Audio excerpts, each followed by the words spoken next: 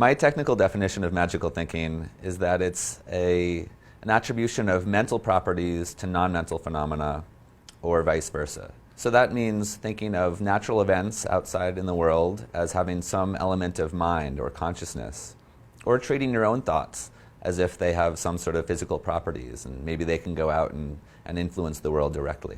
One evolutionary reason for magical thinking is just our tendency to see patterns in the world and to read meaning into them. We're so good at it that we often read meaning into patterns that really isn't there. So we see faces in the clouds, or we hear messages and records played backwards. We tend to see connections between our thoughts and things outside in the world, and see correlation and even causation there.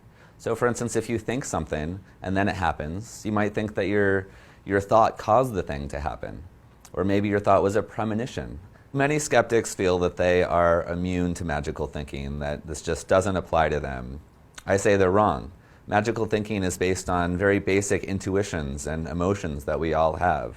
Skepticism is just the tendency to question these intuitions, to use critical thinking, to second guess these elements of magical thinking. So trying to get a job in this economy is obviously not the easiest thing in the world.